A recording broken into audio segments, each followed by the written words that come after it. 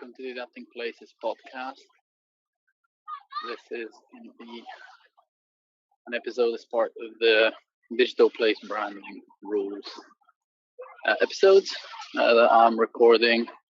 Well, they're intended to be recorded as I'm walking and thinking. Now I'm just walking across the River Avon on a bridge, Bristol. But I intended because the UK is going to go into a lockdown in the time of when I'm recording this again, and the idea that I talked about in the first episode about doing drifting, the intentional getting lost as you walk around the city.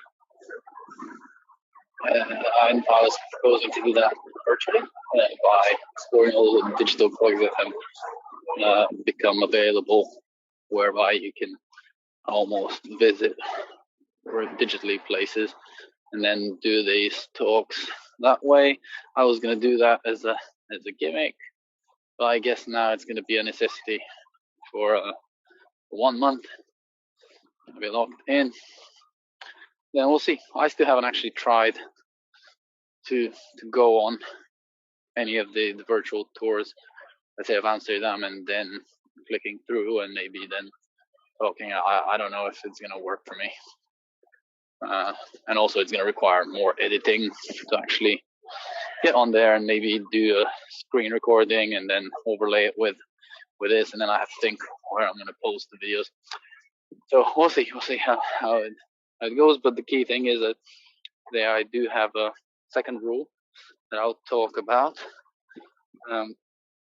which will build on the first one. The first one was about building empathy with your users through understanding them and how to capture the feedback. So getting some people, talking to them, capturing them, empathy maps. There's of course a limitation to that, to understanding that personal experience. And also, what I mean is there is a limitation in how much can be captured from user experience research through usability testing of just people using your website and you just watching, because you can capture a lot, but how about places where people might get stuck and might get lost? So which are the digital roads that might lead to no ends, and yet nobody took that turn, but that eventually it could be a problem. So in digital design or user experience design, often this is handled by expert reviews. I'll talk about a very easy way to do it. So there is a set of 10 rules of thumb that have been proposed actually from the 90s by Nielsen. And you can go on the Nielsen and Norman Group website. So that's his website together with Don Norman. They set up a foundation, and they shared those 10 rules of thumb that basically make sure that you don't build these digital dead ends that you might not be able to see from sometimes user experience, but they're there. So you need to make sure that your software is usable. But I'm not going to talk about the 10 in detail. You can go ahead and look at that, but I'll just talk about how they came about those rules of thumb, why rules of thumb are important, because that's more close to my heart with my PhD research. I actually looked at how rules of thumb are useful in another context of choosing where to live. So this is where the selfish part of this podcast comes in. It helps me reflect on what I've been learning. And I think more broadly, the question I have in my mind as I talk about these things is I really want to think about how rules of thumb or heuristics differ from intuitions, and are they driven purely by emotion, and is there anything wrong with that? Because as I mentioned in the first part of this podcast series, I've been thinking quite a lot about emotion as a type of a cognition rather than, this mystical thing. And there is research to show that it's kind of generated by our match or mismatch between our expectations and the external environment. And how they arise, and the words that tend to describe that is intuition. And how that's relevant to, the discussion about the 10 rules of thumb for good user design is that, they're built on observing people's intuitions over a long period of time, and a lot of that is about how people interact with software. And I think that heuristics or rules of thumb are the detailed descriptions in writing or in language or talking that try to capture intuition. But it's not that intuition is anything mystical.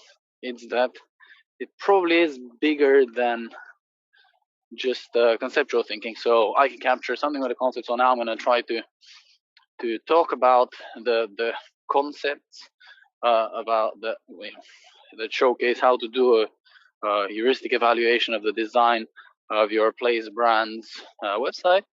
But it invites you to an action, to do something, and once you do it, you get better. I think this is where there might be an assumed mysticism to understanding intuitive thinking or rules of thumb. I think that's my current take on that. And that's why I actually recently thought about this aspiration that just the way we have cognitive science now, right? And it's not an old thing. How come we don't have emotional science if it's that separate? Like, traditionally, the more dual process oriented theories, how people think and make decisions, highlight this intuition versus rationality split. So if it's that separate, is it not at all useful to study? Is it just another type of cognition that we actually call by a different name? Or something that's crossed my mind as well is it just not the realm of kind of more scientific thinking that we're used to? Is it actually something that is done in the arts and humanities? And I think that's just a matter of discussion for academic thinking, but in practice, we know that when you're responsible for a place brand, you have to find both scientific and art ways of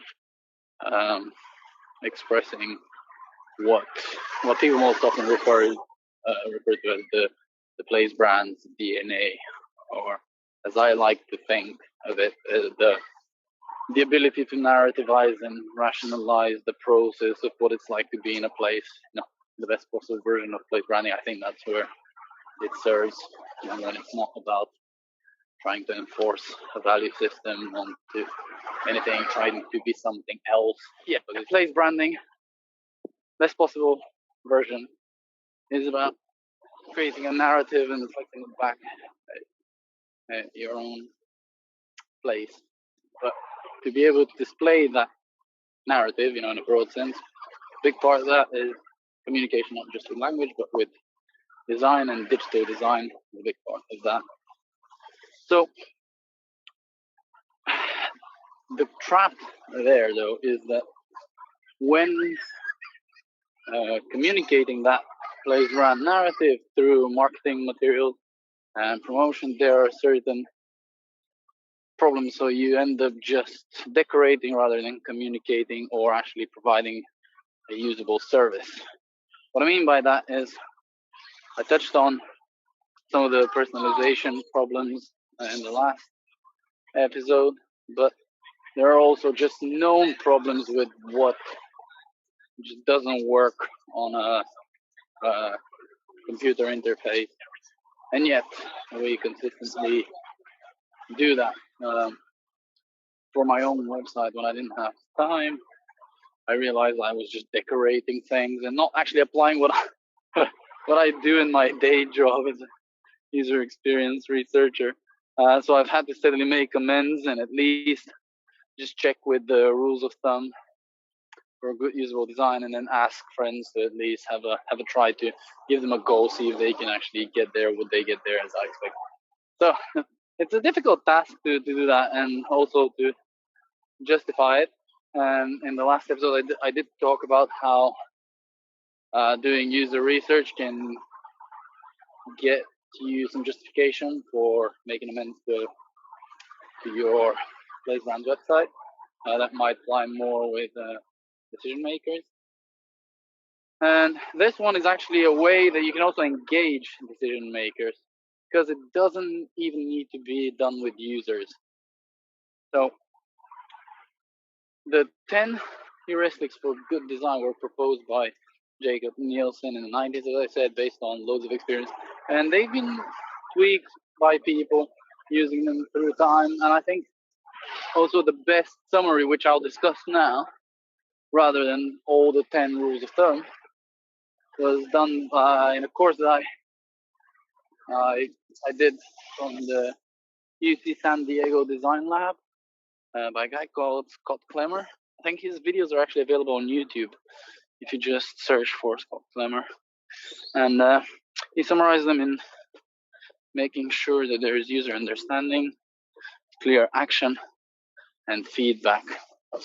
So in the simplest terms, think about, do I know what to do? Do I understand what's being communicated? Do I know what to do about it? And then if I do the wrong thing, would you give me feedback in error messages? Which, oh my God, has been a bugbear of mine recently. Error messages seem to not be a priority for a lot of software recently. It just boggles my mind that we used to make jokes about Windows as error messages back in the day when you would get a pop-up window and complain about it. But now it's just like, things crash, something's happened, you get asked by someone, did you hang up on me, or what happened? And none of you knows. So I think we're in territories where either these softwares are not stable or intentionally released very quickly, so that actually the testing is done while they're making some money off it, and then at the same time doesn't let us know what the hell's going on. And I think in this way of thinking about it, so I think let's not go for the feedback first. Let's talk about user understanding. I think I'll give you an example of one of the rules of thumb that is under that category is mainly centered, and you need to think about this, is user freedom and understanding. So there are so many services that are designed with what's called dark patterns. People are trying to nudge someone in a certain direction, and we've seen that the ones that do that on scale actually works. Some of you would have seen a documentary called The Social Dilemma, where it's finally out in the open more publicly how much of that's going on, and social media platforms especially. So you don't need to do that. If people want to engage with your interfaces, they will.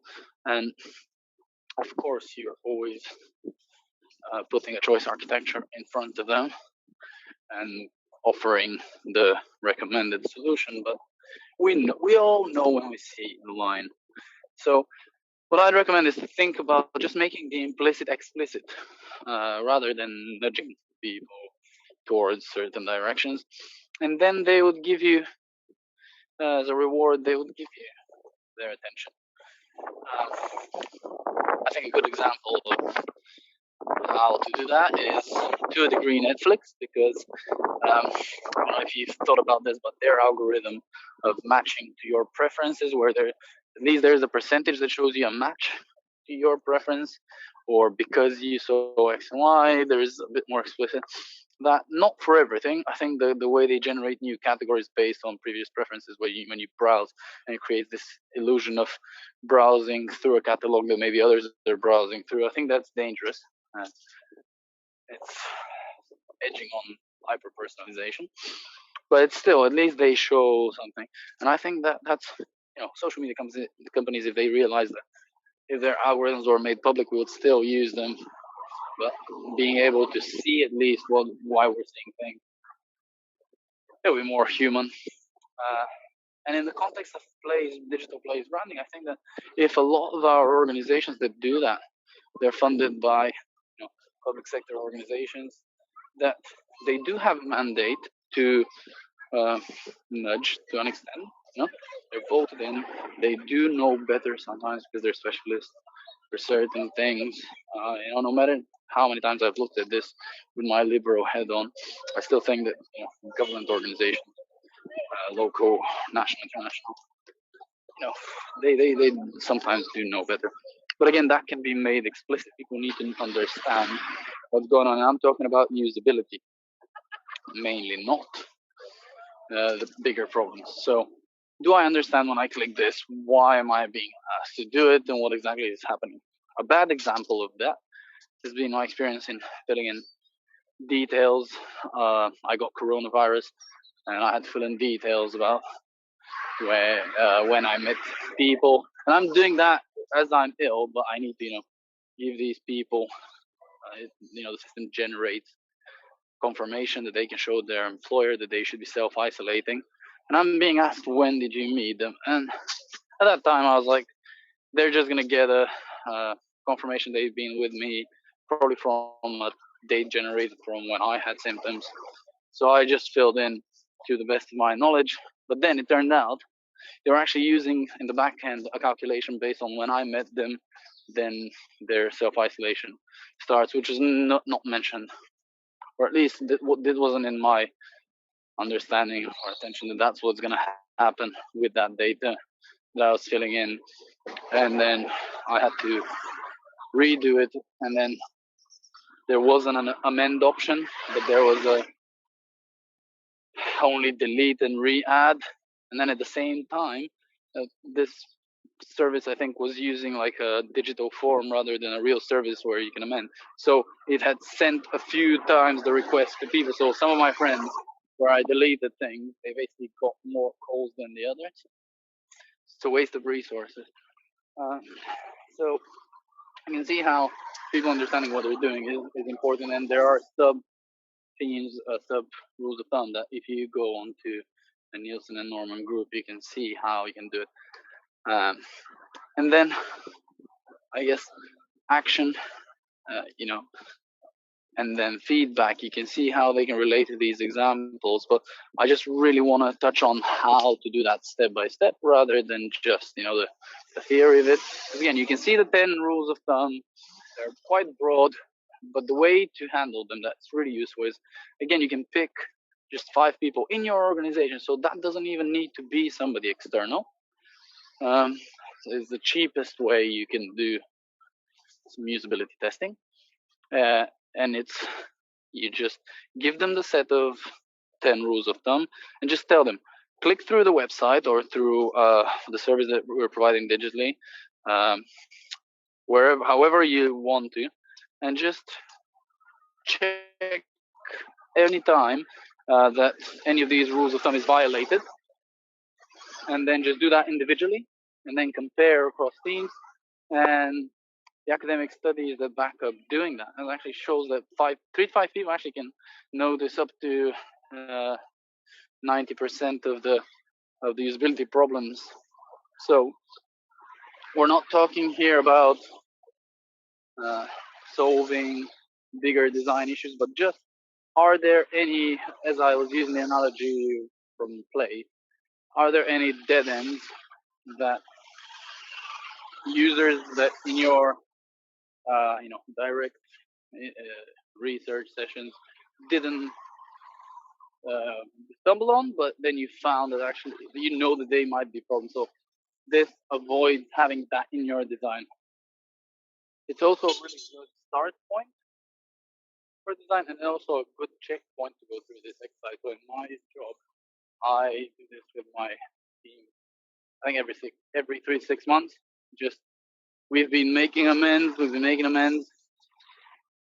Let's see if we've accidentally violated any of the rules of thumb of good design. If we have, then redesign that just in case. So that's the way to handle it. Yeah, you don't need to wait for a user to stumble on one of these dead ends for you to know that it's a dead end. And the key thing is that it gives you some sort of a structure to start from. So never start a design from scratch.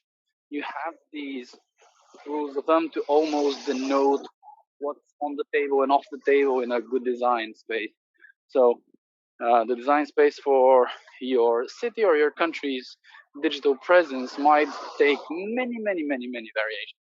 But at some point, we're no longer talking about, we're not having a good design. That's basically not on the table. So to have a good mapping of the design space, so you don't stumble into what's on the table and off the table for a good design, start with the rules of thumb. 10 of them, they've got them on using a normal group, and they've stood the test of time. I think they're about 30 years old now. You know, this is where rules of thumb are so robust because they're broad. You know, they serve a purpose. They do have a bias. You know, most people know heuristics and rules of thumb for their association with bias. Any method has a bias, but if you know what you're using it for, you're not saying, you know, I'm going to use this rule of thumb to prove scientifically this is the one best design I could be doing. Yeah, no, you're not going to do that. But it's cheap and you're doing something to ensure usability, which I don't know how many of the organizations that deal with place branding, you know, communicating that digitally or providing a service through their websites, which we increasingly are probably going to have to do, or providing internal services. You know, I know a lot of the organizations need to provide a login so that some of the members of the organizations that fund place brand digital presence might contribute content themselves. You know, is their journey usable? Start with the 10 rules of thumb to avoid this feeling of not knowing where to start from. So obviously I prefer it, and that's why I recorded first the building empathy with your users bit. So that's, you know, primary research first. But if you don't have the resources, sometimes it's okay to start with a heuristic evaluation. If you already have a pre-existing website or you're inheriting something, at least do that evaluation if you can't afford to recruit, you know, some external to your organization people to do in-depth empathy building with them. Okay, that's it for this rule number 2 about evaluating the usability of your digital place branding.